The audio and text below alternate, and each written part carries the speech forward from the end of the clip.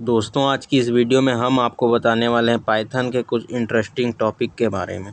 सबसे पहले हम शुरू करते हैं बूलियन डाटा टाइप के बारे में। ठीक है, तो बूलियन डाटा टाइप क्या होता है? पिछली वीडियोस में हमने देखा डाटा टाइप मेनली 3 प्रकार के होते हैं, जैसे कि हमारा स्ट्रिंग हो गया, जो यहाँ पे शो हो रहा है रेड कलर में, वो स्ट्रिंग है। ठीक है, और दूसरा हमने देखा इंटीजर होता है, जो कि कोई वैल्यू होती है जो कि बिना डेसिमल पॉइंट के होती है। अगर डेसिमल पॉइंट आ जाता है तो हम लोग उसे कहते हैं ये है फ्लोटिंग पॉइंट नंबर। ठीक है, फ्लोट है ये।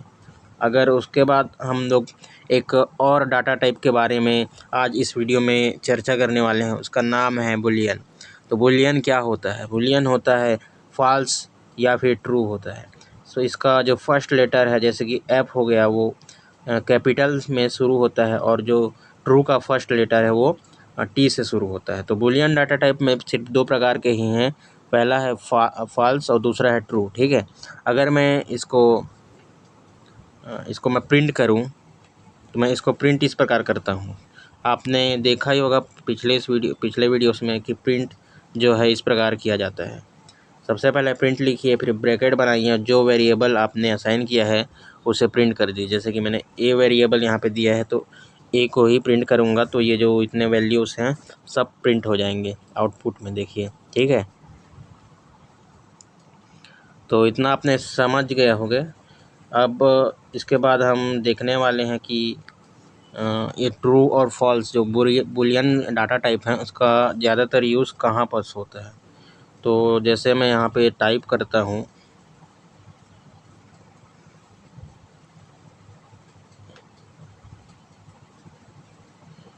जैसे मैं यहाँ पे टाइप करता हूँ 23 = 89। ठीक है, तो क्या आपको ये लग रहा है कि 23 89 के इक्वल्स में है? अगर लग रहा है तो देखिए मैं आपको बता दूं कि ये तो बूलियन को देखने से पहले हम कुछ बेसिक टॉपिक के बारे में यहाँ पे आपको बता देते हैं कि जो इक्वल्स टू होता है पाइथन में, वो जो है इस प्रकार शो किया जाता है। यहाँ पे स्क्रीन पर आप देख सकते हैं इक्वल्स टू जो है डबल इक्वल्स टू के रूप में शो किया जाता है। अगर आप एक बार इक्वल्स टू लिखेंगे और आप सोचेंगे कि ये दोनों एक दूसरे के इक्वल हैं, तो वो इक्वल नहीं होते। वो होते हैं एक वेरिएबल में कोई डाटा टाइप है।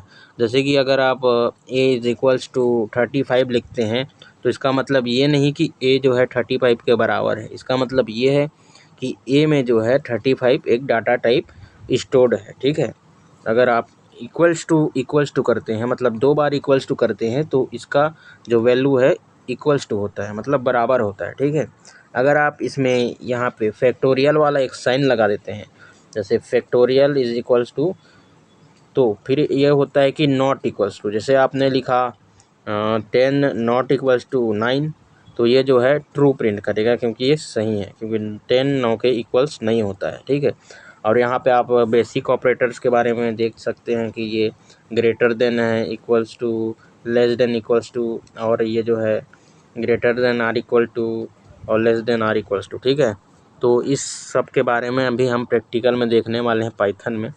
तो सबसे पहले आप py.t एप्लीकेशन को ओपन कर लीजिए। उसके बाद मैं आपको बता दूं, यहाँ पे 3 डॉट दिख रहा होगा आपको लेफ़्ट साइड में, उसको क्लिक करने के बाद ये टर्मिनल को ओपन कर लीजिए। ठीक है, और यहाँ पे आप टाइप कीजिए पाइथन टाइप करने के बाद एंटर प्रेस कीजिए, और यहाँ पे आपका पाइथन आ चुका है। पाइथन, अब इस पाइथन एनवायरनमेंट में आप यहाँ पे टाइप कीजिए, जैसे कि 23। ठीक है, अगर मैं यहाँ पे टाइप करता हूँ = 89, तो क्या प्रिंट होगा? ये एरर आएगा दोस्तों, आपको मैं बता दे रहा हूँ। देखिए एरर आ गया। एरर क्यों आया? क्योंकि मैंने आपको सबसे पहली नहीं सेकंड वीडियो में बताया था कि जो है वेरिएबल्स में जब हम किसी वैल्यू को लिखते हैं, जैसे कि, तो हम सिर्फ अंडरस्कोर या फिर अंडरस्कोर मतलब कि ये हो गया। ठीक है, या फिर हम किसी वैल्यू को इंग्लिश के स्मॉल अल्फ़ाबेट इन सब से लिखते हैं। ठीक है, अगर आप इसके अलावा किसी और से लिखना स्टार्ट करेंगे तो वो जो है एरर दिखाएगा, क्योंकि वो वेरिएबल नहीं होता है। तो अगर आप लिखते हैं इंग्लिश के अल्फ़ाबेट से, तो इंग्लिश के अल्फ़ाबेट से ही लिखना चालू कीजिए वेरिएबल्स को, फिर उसके बाद इक्वल्स टू करके जो आपको वैल्यू देनी है 89 तो उसको आप दे दीजिए, ठीक है। तो इस प्रकार इसे लिखा जाता है। तो अगर मुझे ये दिखाना है कि 23 इक्वल्स टू 89 है तो मैं कैसे लिखूँगा, तो उसके लिए मैंने आपको बताया है कि आप डबल इक्वल्स टू का उपयोग कीजिए। डबल इक्वल्स टू बेसिकली एक बार इक्वल्स टू ही होता है, लेकिन पाइथन में इसको इस प्रकार लिखा जाता है। अगर मैं ऐसे प्रिंट करूँगा, अब एंटर प्रेस करूँगा यहाँ पे, तो क्या आएगा, फॉल्स आ गया। फॉल्स क्यों आया, क्योंकि आपको पता होगा कि 23 जो है ये 89 के इक्वल्स नहीं होता है ना, तो इसीलिए फॉल्स आ गया। अगर मैं इसे लिखता हूँ 23,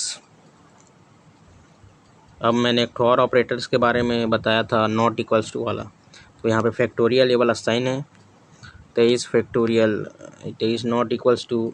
अगर मैं यहाँ पे टाइप करता हूँ 34 तो क्या आएगा, क्या 23 34 के इक्वल्स टू नहीं है, नहीं है, मतलब ये सही कह रहा है, ये सेंटेंस जो है सही कह रहा है, 23 जो है 34 के इक्वल्स नहीं है। इसी प्रकार आप अपने प्रोग्राम्स को इसमें टर्मिनल में रन कर सकते हैं। एक और ऑपरेटर्स है जैसे कि less than or equals to, तो मैं आपको दिखा दे रहा हूँ, यहाँ पे है less than or equals to का साइन, यहाँ पे आप देख सकते हैं अपने कीबोर्ड में। उसके बाद मैं यहाँ पे टाइप करता हूँ 23, तो क्या प्रिंट होगा, क्या जो है इसका मतलब क्या है कि 56 क्या 23 से छोटा है या बराबर है, तो क्या होगा, ट्रू आएगा कि फॉल्स आएगा। देखते हैं, फॉल्स आया। फॉल्स क्यों आया, क्योंकि जो है 56 23 से बड़ा है, ना कि उससे छोटा या बराबर है, इसीलिए यहाँ पे फॉल्स आ गया। अगर मैं इसको इक्वल्स टू को greater than or equals to करता हूँ तो देखिए यहाँ पे क्या हम लोग को रिज़ल्ट मिलता है। तो अगर मैं इस साइन को उल्टा कर दूँ, greater than or equals to कर दूँ, तो ये जो है ट्रू प्रिंट करेगा, क्योंकि ये जो है सही है। क्योंकि जो 23 जो होता है 56 से छोटा होता है, यानी कि 56 जो है 23 से बड़ा होता है। और अगर मैं इसमें इक्वल्स टू को ही करूं, जैसे कि 56 इक्वल्स टू 23, ठीक है, तो ये जो है फॉल्स प्रिंट करेगा, क्योंकि ये दोनों इक्वल्स नहीं हैं। तो लेस देन और इक्वल्स टू का मतलब होता है या तो वो लेस देन है या तो ये इक्वल्स टू है, दोनों में से एक कंडीशन होगी तो जो है अपना रिज़ल्ट जो है ट्रू प्रिंट करेगा। दोनों में से एक कंडीशन अगर सही होगी तो हमारा रिज़ल्ट ट्रू आएगा, नहीं तो फॉल्स आएगा, ठीक है। तो यहाँ पे आप इस प्रकार से देख सकते हैं। अब टर्मिनल में आप इस प्रकार अपने जो है जितने भी डाटा टाइप है उन्हें चेक कर सकते हैं बिना प्रिंट किए। ये मैंने पहले ही आपको बता चुके हैं कई सारे वीडियोस में। तो अगर आप और किसी और टॉपिक पर वीडियोस चाहते हैं तो आप कमेंट करके ज़रूर बता सकते हैं। यहाँ हम अपने मोबाइल में ही बेसिक एथिकल हैकिंग के बारे में सीखते हैं।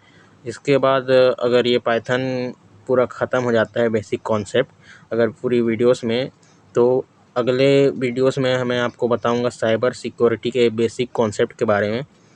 तो बने रहिए हमारे चैनल के साथ, मिलते हैं अगली वीडियोस में।